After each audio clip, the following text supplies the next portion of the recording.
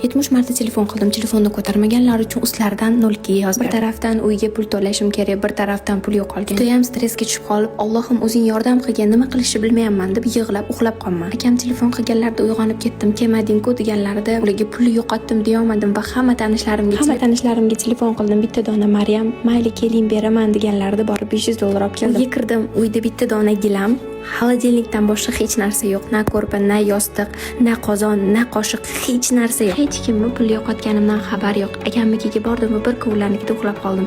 Faqat xolamni qizlariga ayta oldim pulni yo'qotganimni. Opa-achalarimga ham, oyimga ham ayta olmadim. Sababi ular ham siqilishardi. Shunigina kimgadir aytishim kerak deb xolamni qizlariga aytib yig'ladim. Pulni topildi deb militsiya telefon qilishini kutdim, lekin hech kim telefon qilmadi va oxiri taqdirga tan berib o'zim harakat qilib topishni boshladim. Allohdan yig'lab, Allohim menga sendan boshqa hech kim yordam bera olmaydi, o'zing yordam qil deb yig'lab, Allohimning irodasi bilan bitta qo'ygan videoyim million bo'lib ketdi va zakaz ustiga zakaz kurslarimga talab juda ham ko'payib ketdi.